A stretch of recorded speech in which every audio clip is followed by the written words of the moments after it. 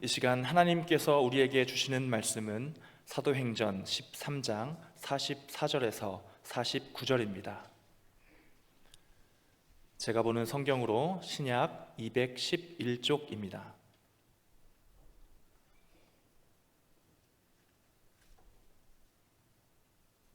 말씀을 봉독할 때에 하나님의 음성을 들으시기 바랍니다.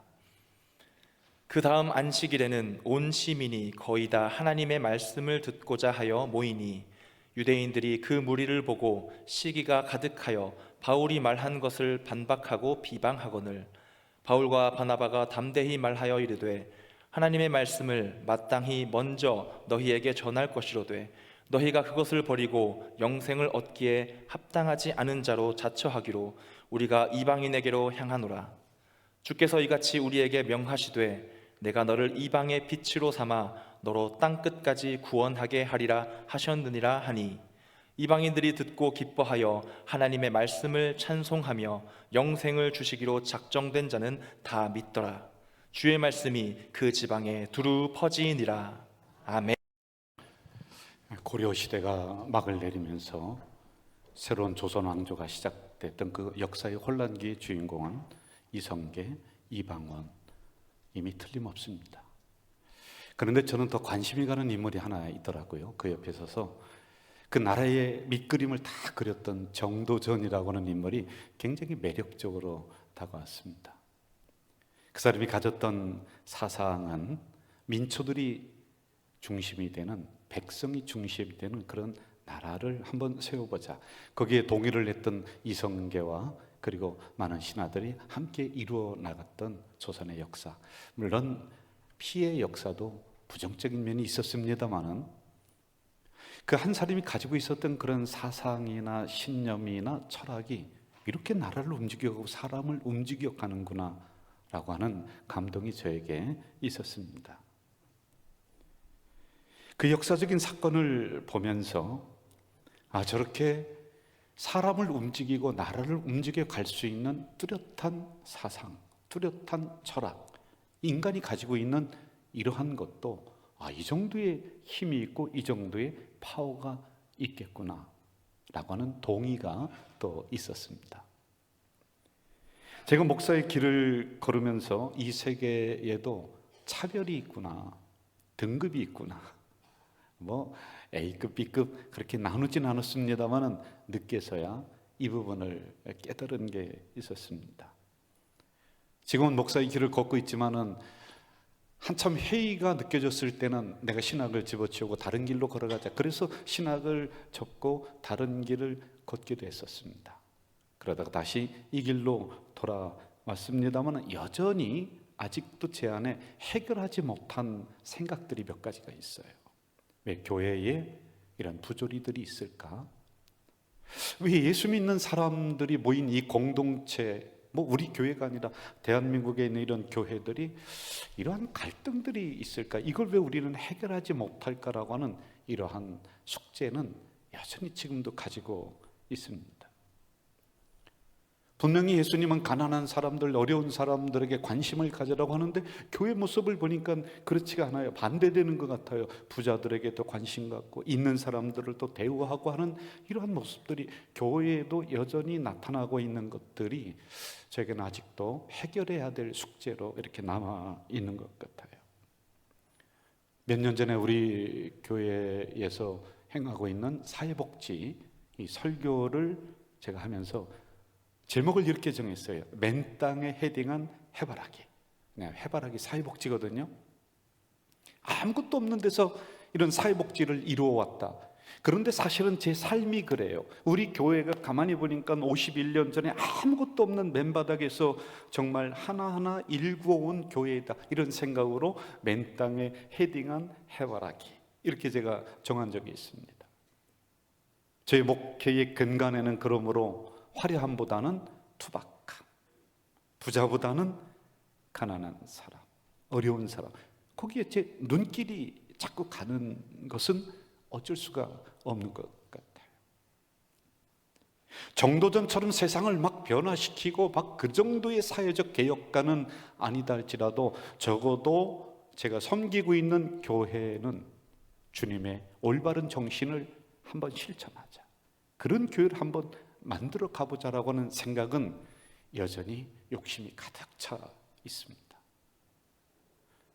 우리 교회가 추구하는 5가지의 목표, 여러분 주보를 펼쳐보면 거기에 5가지가 나왔습니다. 그런데 그 중에 하나는 교회 변혁을 통해서 사회 개혁을 추구하는 교회가 되자. 굉장히 도전적인 슬로건입니다. 여러분, 이 슬로건을 정한 이유가 있습니다. 세상을 탓하기 전에, 세상이 썩었다라고 하기 전에 내부적인 우리를 먼저 살펴보자. 그리고 우리가 올바른 믿음의 정신과 믿음의 행동을 한다면 자연적으로 우리가 속한 사회에는 변화될 것이다라고 하는 이 생각이 깔려 있었던 거죠.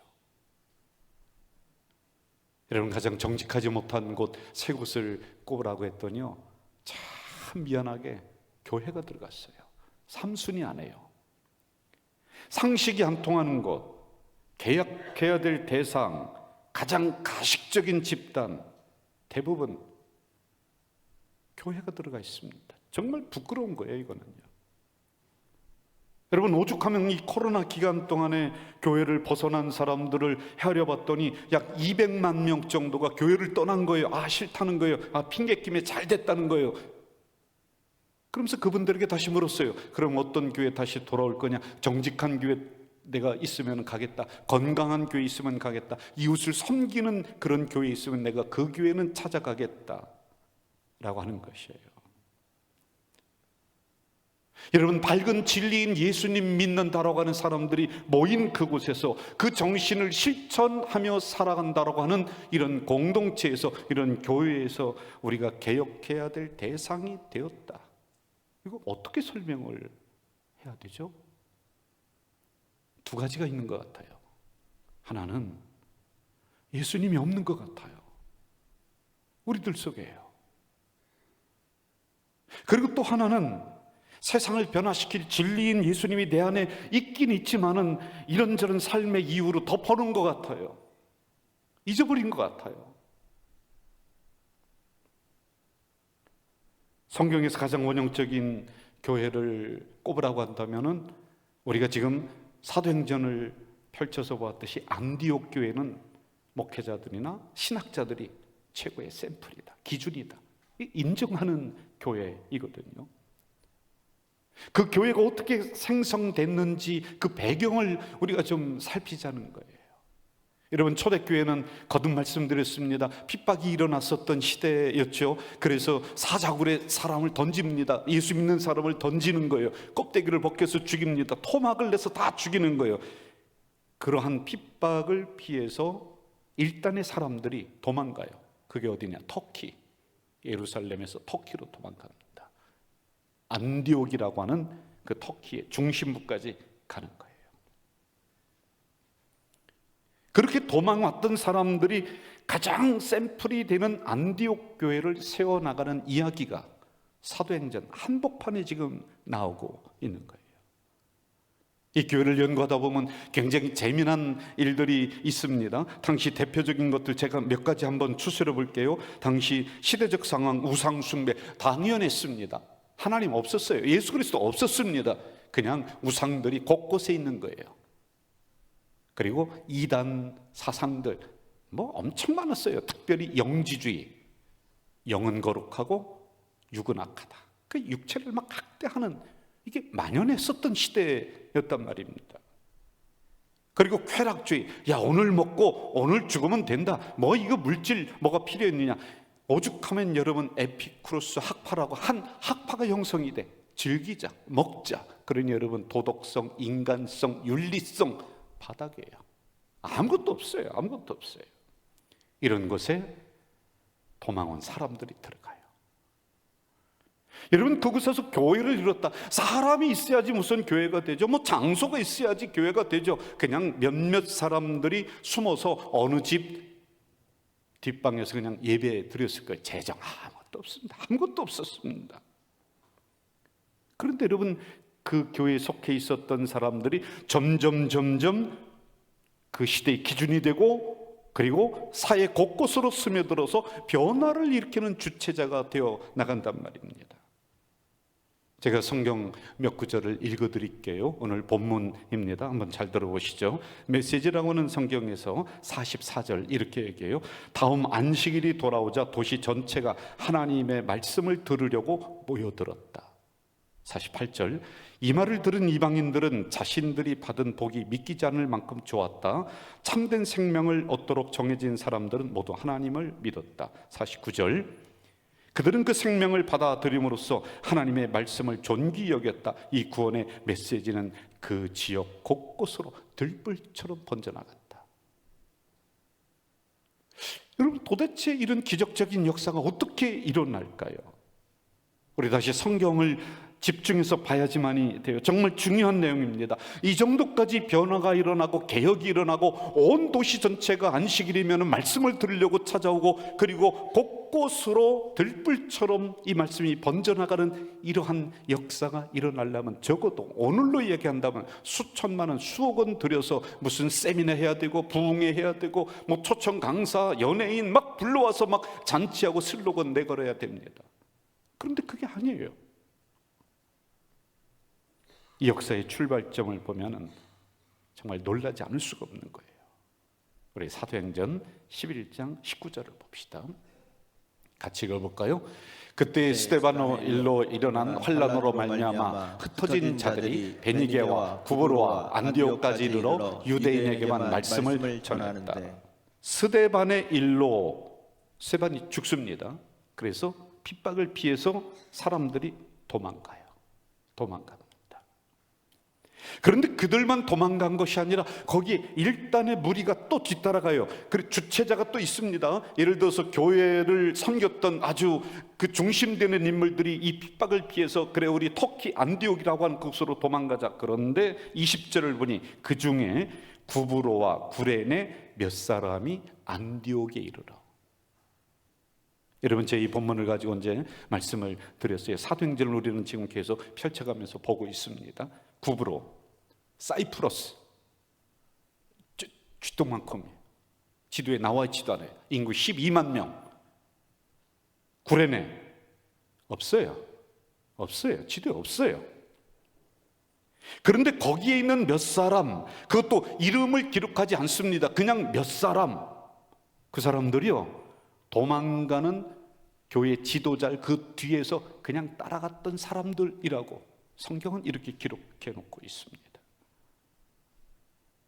여러분, 당시 안디옥은 굉장히 번창한 도시였어요. 배움의 도시였습니다. 철학이 넘쳐나는 도시였습니다. 그런데 이러한 사람들이, 이름 없는, 정말 볼품없는 그 몇 사람들이 그냥 뒤에 졸랑졸랑 따라갔던 그 사람들이 안디옥에 이르렀다. 그리고 헬라인들에게, 배움이 대단한 사람들에게 복음을 전하기를 시작을 하는 거예요. 어떻게 됐을까요? 성경 봐요. 21절, 주 예수님이 그들과 함께 하심에 수많은 사람들이 믿고 주께 돌아왔다. 26절, 안디옥에서 비로소 그리스도인이라 일컬음을 받게 되었다. 이 역사가 사도행전 13장 오늘 본문에까지 이어지고 있는 역사예요.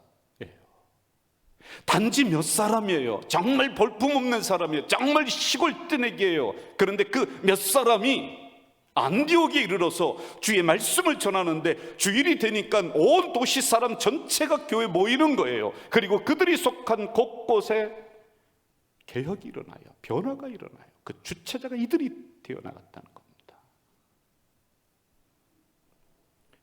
제가 몇 분의 이름을 좀 호명을 할게요. 아는 분도 있고 모르는 분도 있을 거예요. 이원필, 이강주 모르시죠? 유종호, 이분 아실 거예요. 조경순, 정길자, 김진희. 51년 전에 우리 교회를 시작했던 분들입니다. 이분들은 사회적인 명예가 있었던 분들이 아니에요. 뭐 그 시대를 주름 잡았던 분들이 절대로 아닙니다. 학벌이 있었던 분들도 아니에요. 그냥 민초들이에요. 그냥 들에 핀 들꽃들 같은 분들이에요. 누구 하나 알아주지 않던 그런 분들이에요. 이분들은 사회운동가가 아니에요. 변혁가가 아니에요. 대중을 움직일 만한 웅변가가 아니에요. 그런데 51년 전에 이분들 토대 위에 오늘 우리 교회가 하나하나 세워져 나가는 거예요. 그래서 여러분, 가자동에서, 인천에서 영향력 있는 교회로 우리가 지금 나아가고 있잖아요. 이게 어떻게 가능할까요? 그냥 여러분 하나님이라고 너무 쉽게 그렇게 대답하지 마세요. 우리가 찾아가야 돼요. 말씀에서 다시 찾아가야 돼요. 본문을 이루고 있는 6구절 속에 반복해서 나오는 단어들이 있습니다. 그걸 보면 답이 나올 것 같아요.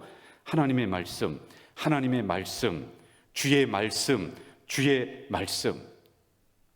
이게 반복해서 나와요. 반복적인 구절입니다. 그 당시 계셨던 분들 중에 지금 우리와 함께하는 분이 2분 정도 계십니다. 그 중에 장로님, 은퇴 장로님이세요. 제가 그분의 직업을 이야기하는 것을 용서하고 들으시기 바라요. 그때도 양계장 하셨어요. 지금도 양계장 하세요. 그런데 이분이 뭐 대단하게 교회를 변화시키고 사회를 변화시켰던 게 아니라 그냥 하셨던 게 이런 거예요. 주일 되면요, 그냥 옷 털고 새로운 옷 갈아입었는데 여전히 닭똥 냄새가 나요. 그런데 손에 성경책 하나 들고 찬송가 하나 들고 교회에 오는 거예요. 그리고 그 자리에 앉아 있는 거예요. 예배 마쳤어요. 다시 나가요. 그리고 다시 양계장 가는 거예요. 그리고 그 다음 주일에는 또다시 성경책 하나 들고 악보 없는 찬송가 하나 들고 나오시는 거예요. 그리고 그 자리에 앉아서 또 예배 드리시는 거예요. 여러분, 여기로부터 변혁이 시작되고 여기로부터 교회가 이루어지는 거예요. 7월 9일에 제가 설교 때 했었던 것을 다시 한번 인용하겠습니다. 양해하고 들어주세요. 호주 신학자 마이클 프로스트라고 하는 사람은 세상을 놀라게 하라라고 하는 책에서 이렇게 얘기해요. 초대교회 성도가 사회 각 분야에 스며들어 궁금증을 유발하는 삶을 살며 믿지 않는 사람에게 복음에 대한 호기심을 불러일으켰다. 저 사람이 누구야? 그들이 보니까요, 희생해요, 친절해요, 정직해요. 그 시대에 전염병이 일어났었습니다. 사람들이 다 도시를 빠져나가요. 그런데 일단의 무리들이 다시 도시로 들어가는 거예요. 그리고 죽은 사람의 시체를 처리하고 살아있는 병든 사람에게 먹을 걸 줘요. 그래서 사람들이 이렇게 얘기해요. 저들이 누구지? 저들이 뭐 하는 사람들이야? 라고 그들에게 물었습니다. 그러자 이렇게 대답을 했어요. 우리는 그리스도인입니다. 우리는 그리스도인입니다. 예수님의 교훈과 삶을 본받으며 살아가는 사람들이다. 여러분, 밝은 진리를 가진 사람은 화려하지 않아요. 진리는 원래 재미없는 거예요. 진리는 원래 졸릴 수도 있어요. 그런데 그걸 가진 사람은 그냥 있는 그 자리에서 묵묵하게 자기의 일을 하는 거예요. 이 복음은 복음으로서 존재해야 돼요. 그 안에 어떤 다른 것이 들어오는 즉시 이 복음의 진리는 색깔이 변하게 되는 거예요. 초대교회는 이게 분명했다는 것입니다. 예수님은 나의 구주시다. 그들이 여러분 배우지 못했습니다. 명예가 없습니다. 그런데 이거 하나는 분명했어요. 예수님은 나의 구원주시다. 예수님은 나의 메시아시다. 나의 주인이시다. 이 진리 하나 분명히 가지고 그들은 사자굴에 들어가는 거예요. 어떤 죽음이 와도 이걸 맞바꾸지 않는 거예요. 제가 우리 성도님들에게 사회운동가가 되어서 여러분 이 낡고 썩은 사회를 개혁시켜야 된다, 그거 얘기하는 게 아닙니다. 여러분, 다시 한번 우리의 숨겨진 예수라고 하는 진리 있으면 드러내세요. 잊어버린 거 있으면 다시 찾아야 돼요. 그래서 여러분, 삶의 현장에서 예수님은 나의 주인이시다라고 하는 이 생각을 가지고 우리가 살아가야 되는 거예요. 우리가 무슨 프랭카드 걸면서 예수 천당 외치지 않더라도요, 여러분이 사는 그 현장, 그 직장에서 이 정신만 올바로 가지고 살아가도요, 사회가 개혁되는 거예요. 변혁되는 주체가 되는 거예요. 이거 하자는 거예요. 두 가지 명심을 좀 하면 좋을 것 같아요. 첫째, 밝은 진리이신 주님과 함께 삶의 현장으로 다시 돌아가야 돼요. 여기서만 그리스도인 되면 안 돼요, 여러분. 제가 한 15년 전인가 그때 읽었던 책 중에 15도라고 하는 책이 있는데요, 불교 서적인데 굉장히 재미있어요. 그 불교의 그 도를 닦아 나가는 10가지 단계를 이렇게 그려놓고 있는데, 소를 타고 집을 나가서, 그리고 10번째 15도니까 10번째는 마지막 이제 득도를 해요. 그럼 제 개인적인 생각에 이렇게 생각했어요. 야, 이제 이 사람은 저 신선이 도는 그런 사람들이 닿지 않는 그 아주 좋은 곳에서 거기에서 참선을 하고 뭐 그렇게 하겠다 그랬는데, 거기 마지막 단계는 뭐라고 하냐면 다시 소를 타고 집으로 돌아가라, 시장통으로 돌아가라. 저에게 큰 울림이 있었던 책이에요. 예수님이 제자 3명을 데리고 베드로, 야고보, 요한을 데리고 변화산으로 올라가는 장면이 있습니다. 마태복음 17장 2절에 이렇게 기록하고 있죠. 그들 앞에서 변형되사 그 얼굴에 해같이 빛나며 옷이 빛과 같이 휘어졌더라. 그 제자들이 보니까요, 예수님이 얼굴이 막 휘어지고 그 주변이 황홀경에 빠지는 거예요. 막 빛이 나고 아주 기쁨의 극치를 맞이합니다. 그러자 베드로가 이렇게 제안합니다. 예수님, 여기 너무 좋으니까 산꼭대기에 집을 짓고 여기에서 있는 게 좋겠어요. 그러자 예수님이 허락하지 않아요. 아니야. 산꼭대기는 황홀함은 있지만은 삶이 없어. 거기에 깨달음은 있지만은 눈물이 없어. 그 진리를 가지고 다시 삶으로 내려가. 아웅바둥 살아가는 그 현장으로 내려가. 땀내 나는 그곳으로 내려가야 돼. 여러분, 거기가 진리로 낡은 세상을 뒤엎을 역사의 한복판이다라고 하는 거예요. 오늘도 우리는 예배가 맞춰지면 여러분들은 삶의 현장으로 다시 돌아갈 거예요. 그 현장은 땀내나는 현장이에요. 아웅바둥 살아가는 현장이에요. 그 현장에는 인간들끼리 서로 부닥치는 현장이에요. 가고 싶잖아요. 그래도 여러분 직장으로 다시 가야 돼요. 그래도 여러분 삶의 현장으로 다시 가야 돼요. 그곳에서 저 사람이 누구지? 도대체 어떤 사람이지? 라고 하는 궁금증을 우리가 유발시켜줘야 돼요. 그럴 때 나는 그리스도인이야, 나는 예수님 믿는 사람이야, 이거 얘기해 줘야 돼요. 그게 여러분 낡은 세상을 뒤엎고 밝은 진리의 세상을 오게 하는 우리의 작은 행동들이에요. 두 번째, 꼭 기억했으면 좋을 것 같아요. 예수님은 휘어진 화살을 가지고도 관역을 명중시키는 분이다. 제가 이 문장을 이렇게 정했는데 제가 하고도 참 멋진 것 같아요. 잘 정한 것 같아요. 예수님은 휘어진 화살을 가지고도 관역을 명중시키는 분이다. 활이라고 하는 영화, 최종병기 활 보셨죠? 거기 보면 이제 청나라의 군대가 쳐들어와서 우리 그 백성들을 잡아갑니다. 50만 명 정도를 막 잡아가는데 주인공의 여동생이 거기 포로로 끌려갑니다. 그런데 주인공은 활을 잘 쏴요. 그런데 조선의 화살은 휘어져서 날아가요. 그런데 그 주인공이 화살 연습을 할 때 보니까 관역이 있는데 하나도 안 맞는 거예요. 그런데 보니까 저 뒤에 휘어져서 화살이 뒤에 관역에 다 맞아 있는 거예요. 청나라에서 사용한 화살은 육량시라고 해서요, 앞에가 이만해요. 그래서 방패를 뚫고 가슴을 막 뚫고 나가는 힘 있는 화살. 결론적으로 조선의 휘어진 화살이 육량시를 이겼다라고 하는 이 영화입니다. 요즘 가끔 가다가 제가 혼잣말을 하는 병이 들렸어요. 중얼중얼해요. 집사람이 있다가 그래, 당신 무슨 얘기를 혼자 그렇게. 저는 옛날에 혼자 이야기하는 사람을 약간 돈 사람이라고 생각했는데 지금 제가 그렇게 서서히 가고 있어요. 그래서 아내의 이 말을 듣고 왜 그럴까라고 묵상을 하다가 제 안에 있는 몇 가지를 발견했어요. 여러분, 나이가 들면서 사람은 단순해져야 되고 맑아져야 되고 정갈해야 되고 깊어져야 돼요. 그런데 저는 그게 아닌 것 같아요.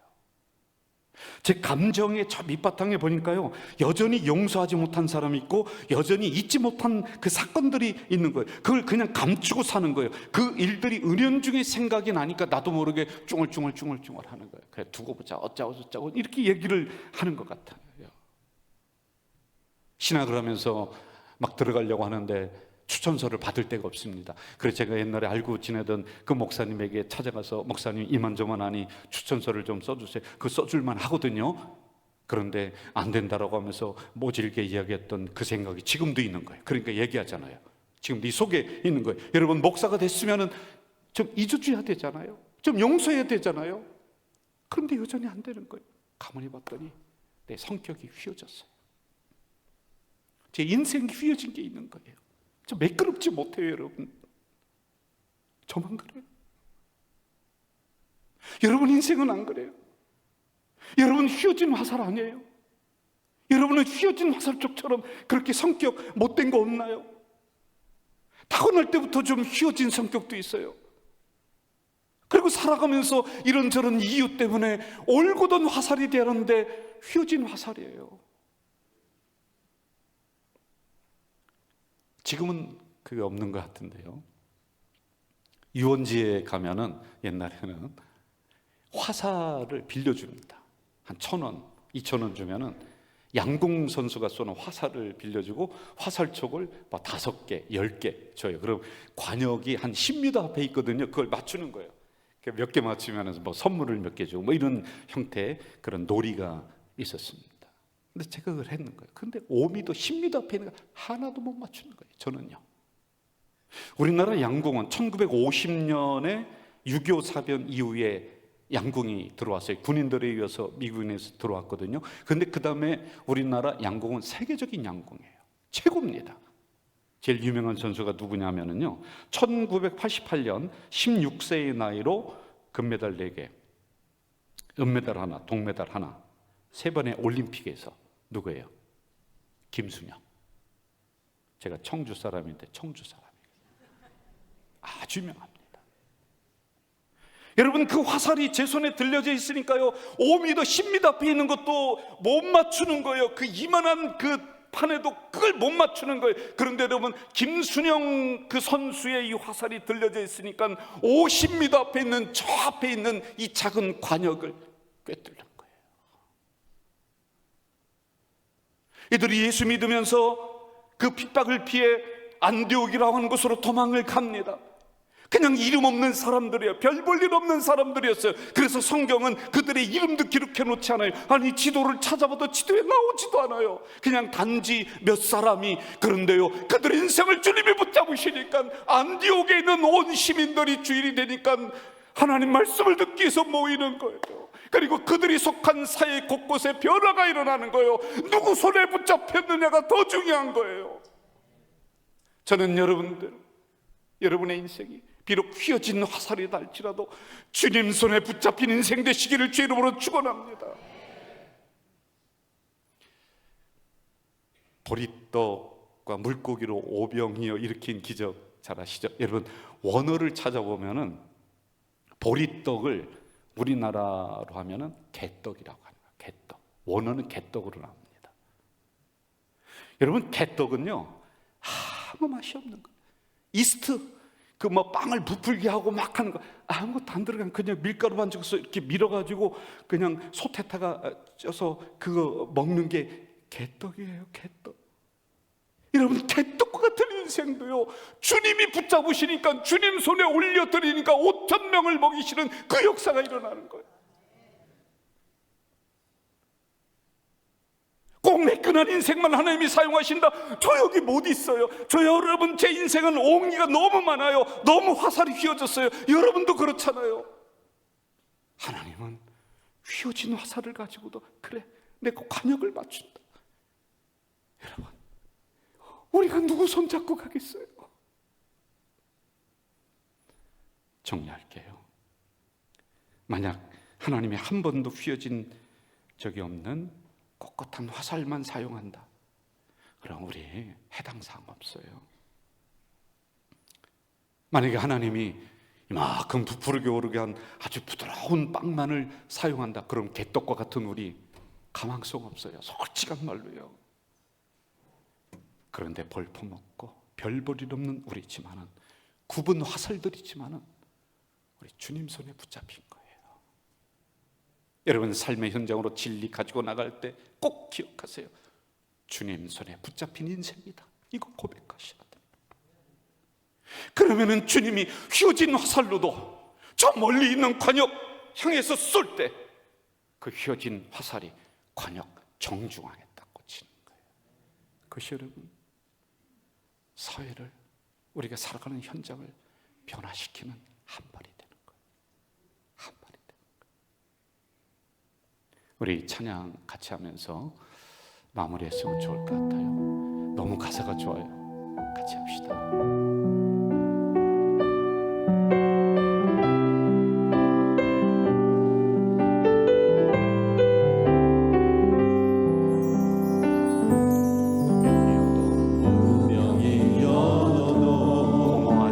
공허하지 않은 것은 예수 안에 나 만족함이라.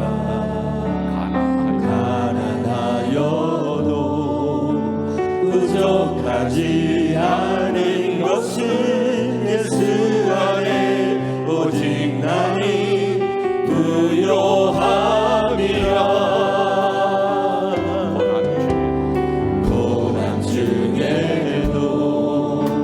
견뎌낼 수 있는 것은 주의 계획 있기 때문이라. 실패하여도 일어설 수 있는 것은 예수 안에 오직 나니 승리함이라.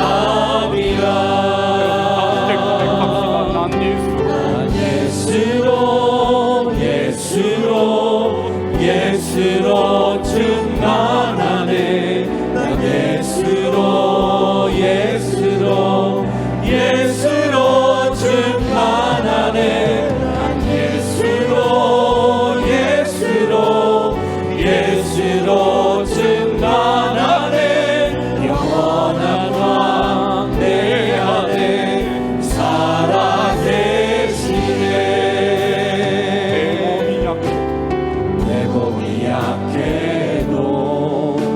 낙심하지 않은 것은 예수 안에 난 완전함이라.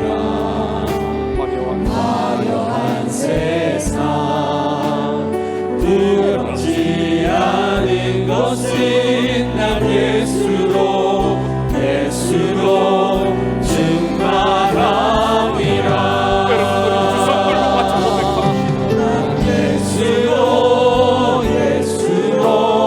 예수로 충만하네. 세상 모든 것들도 부럽지 않네. 난 예수로 충만하네.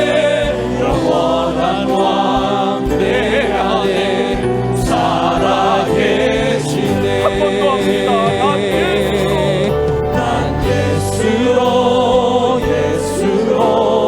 예수로 충만하네. 세상 모든 풍파도 두렵지 않네.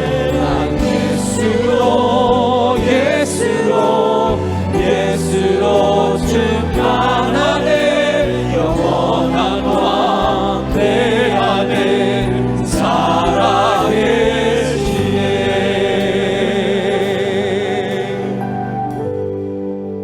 5만 개의 교회가 있지만은 많은 교회들이 분쟁과 갈등으로 몸살 앓고 있습니다. 우리가 꿈꾸는 교회는 어떤 교회일까요? 성경을 펼쳐들고 말씀에서 나오는 교회, 예수님이 제시하는 교회 찾으려고 몸부림칩니다.